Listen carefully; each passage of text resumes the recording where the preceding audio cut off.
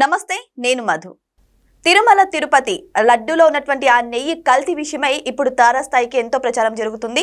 అయితే ఈ యొక్క వివాదంలో ఎవరి వాదన కరెక్ట్, ఎవరి వాదన రాంగ్ అంటే రకరకాల వాదనలు అయితే వినిపిస్తున్నాయి.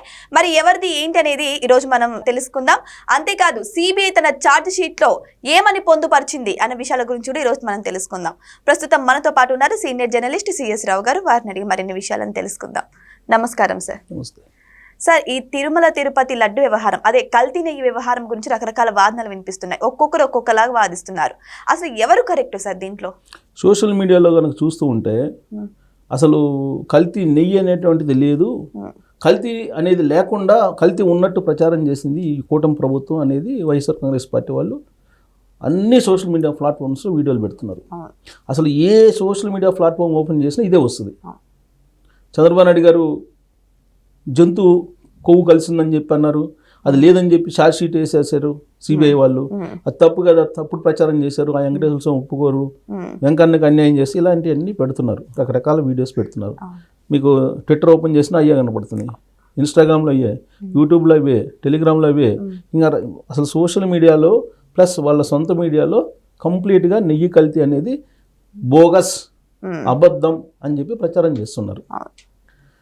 కానీ వాస్తవం ఏంటి, కూటమి ఏం చెప్తుంది, సిబిఐ ఏం చెప్పింది అనే దాని మీద మనం అబ్జర్వ్ చేస్తే కనుక ఎవరిదో అబద్ధం చెప్తున్నారు, ఎవరిదో నిజం అనేది ఒక క్లారిటీ వచ్చే అవకాశం ఉంది.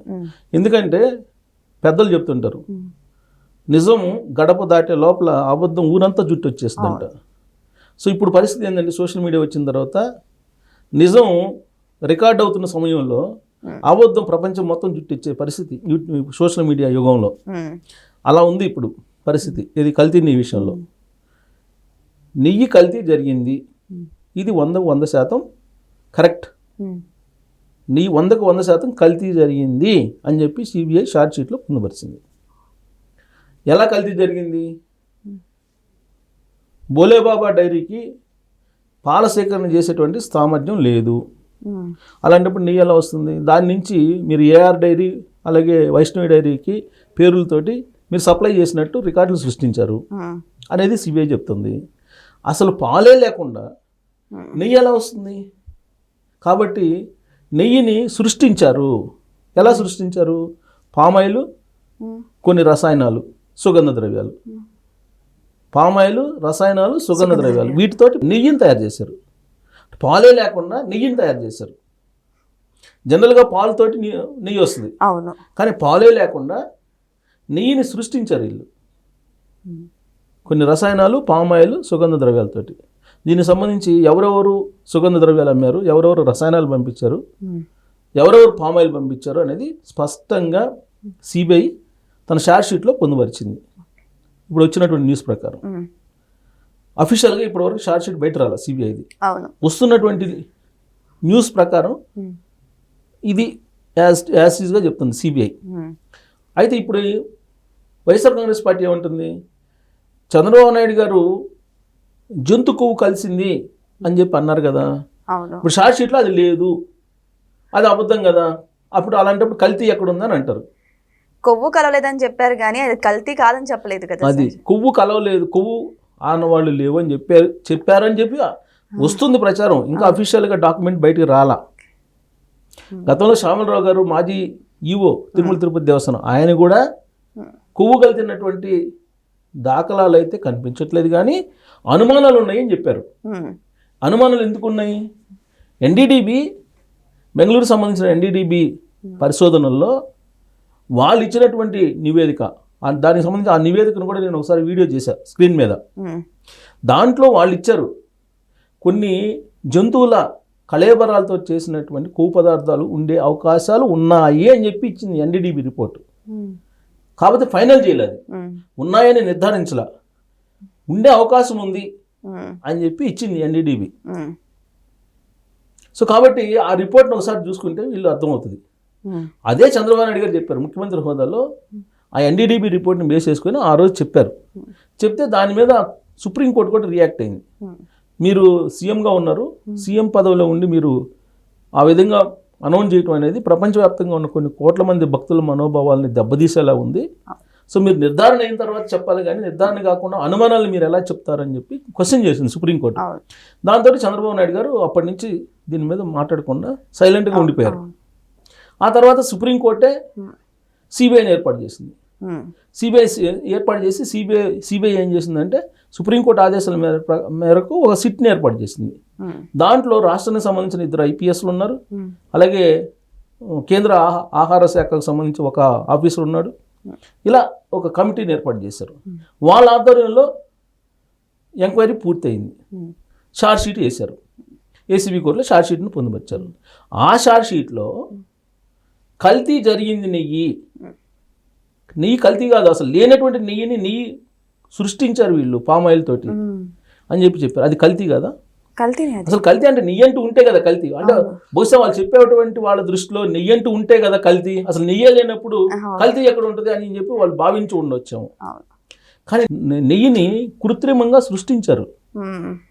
పాల నుంచి తీయాల్సినటువంటి నెయ్యిని కృత్రిమంగా సృష్టించారు పామాయిల్ తోటి, రసాయనాలతోటి, సుగంధ ద్రవ్యాలతోటి. ఇది ఛార్జ్షీట్లో పొందుపరిచారు.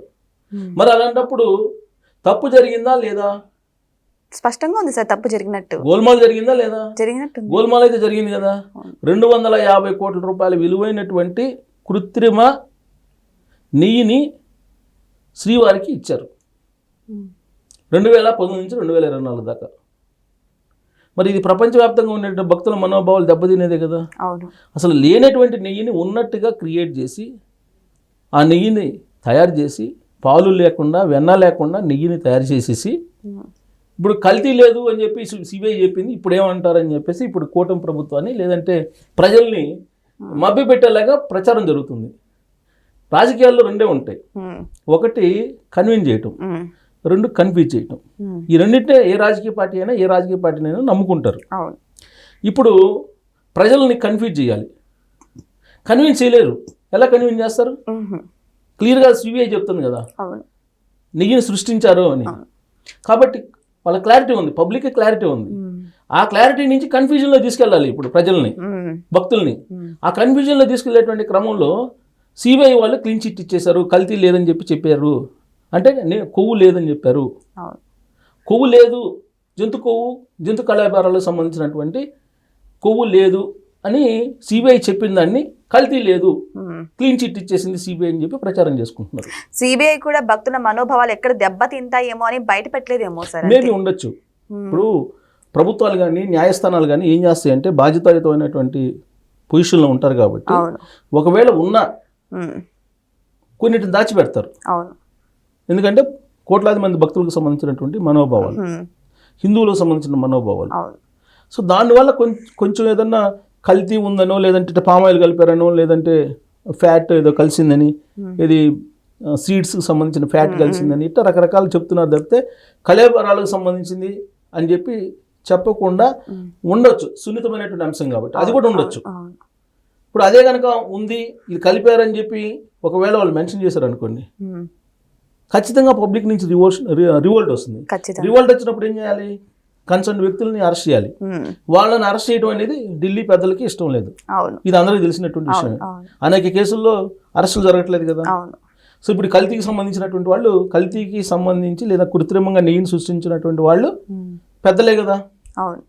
వాళ్ళని అసలు వాళ్ళ ఛార్జ్ షీట్లో వాళ్ళ పేర్లే లేవు. వాళ్ళ ఛార్జ్ షీట్లో వాళ్ళ పేర్లే లేవని చెప్పి తెలుస్తుంది. అంటే అఫీషియల్గా ఛార్జ్ షీట్ వస్తే కానీ తెలియదు. నాకు కొంతమంది చెప్తున్న దాని ప్రకారం ఏంటంటే అసలు ఛార్జ్ షీట్లో సోకాల్డ్ ఆ రోజు ఉన్నటువంటి ఈఓలు కానీ లేదంటే చైర్మన్ పేర్లు కానీ ఎవరి లేవు. ఉన్నది ఎవరి? క్వాలిటీ కంట్రోల్కి సంబంధించి విభాగానికి సంబంధించిన అధికారులు ఒక 3-4, అలాగే జైన్లు, బోలేబాబడ్డరికి సంబంధించినటువంటి జైన్స్ 2. వీళ్ళ పేర్లు తప్ప ఎవరి లేవు. అసలు వాళ్ళే లేవు. అంటే అసలు వాళ్ళే లేవంటే ఏంటి?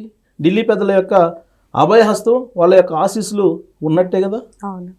సో మిగతా కేసులు ఏ విధంగా అయితే అటకెక్కుతున్నాయో అరెస్టులు లేకుండా, ఈ కేసు కూడా అలానే అటకెక్కడానికి ఛార్జ్ షీట్లోనే ఆ పేర్లు లేవని చెప్పి తెలుస్తుంది. సో కాబట్టి అలాంటి సందర్భంలో దాంట్లో కొవ్వు ఉందని చెప్పి ఛార్జ్ షీట్ వేస్తారా? ఇయ్యరు. వేస్తే రివోల్ట్ వస్తుంది. రివోల్ట్ వచ్చినప్పుడు ఆటోమేటిక్గా ఆ పెద్దలకి నెగిటివ్ వస్తుంది. కాబట్టి దాన్ని ప్రాథమికంగానే ఫైల్ మూసేశారని చెప్పి ప్రాథమికంగానే ఫైల్ని కొంత లైట్ వేలో తీసుకెళ్లారని చెప్పి అనుమానించడానికి కూడా అవకాశం లేకపోలేదు. అవును. సో కాబట్టి ఇప్పుడు ఇది కాకపోతే ఏంటంటే కల్తీ లేదు క్లీన్ చిట్ ఇచ్చేసారని ప్రచారం చేసుకుంటున్నారు చూసారా, అది దుర్మార్గం. అవును. అసలు పాలు లేకుండా ఎన్న లేకుండా నెయ్యిని చూపించేసి జనాలకి వెంకటేశ్వర స్వామికి పెట్టేసి కలియుగ ప్రత్యక్ష ఆయనకే పెట్టేసి అసలు నెయ్యే కల్తీ జరగలేదు, నెయ్యే లేనప్పుడు కల్తీ ఎలా జరిగిద్ది అనేటువంటి ఒక ప్రచారం ఏదైతే ఉందో అది కరెక్ట్ కాదు. కాకపోతే ఇప్పుడు ఉన్నటువంటి పరిస్థితుల్లో అబద్ధమే పైచేగా నిలుస్తుంది కదా. కాకపోతే నిజం అనేది నిలకడగా తెలుస్తుంది. ప్రజలు ఎప్పుడు సరైనటువంటి సమాధానం వల్ల అప్పుడు ఇస్తారు. అప్పుడు దాకా వెయిట్ చేస్తారు. నేను చెప్పినా ఎవరు చెప్పినా అందరూ ఏది చెప్పినా వింటారు. వాళ్ళు సమయం వచ్చినప్పుడు వాళ్ళు డెసిషన్ తీసుకుంటారు. అవును సార్, నిజమే. ఇప్పుడు ప్రస్తుత కాలంలో చూసుకుంటే తినే ఫుడ్ కల్తీ, ఆఖరికి మనం వేసుకునే హెల్త్ కోసం వేసుకునే మెడిసిన్స్ కల్తీ, అన్ని కల్తీ ఉన్నాయి. కానీ భక్తులందరూ నమ్మి ప్రేమగా తినేది మాత్రం కేవలం ఆ వెంకన్న స్వామి యొక్క ప్రసాదమే. ఇప్పుడు ఆ ప్రసాదం కూడా కల్తీ అయినట్టయితే తెలుస్తుంది. మరి ఎవరిని నమ్మాలో ఎవరిని నమ్మకూడదో అంతా ఆ వెంకన్నే చూసుకోవాలి. Thank you so much. Thank you sir.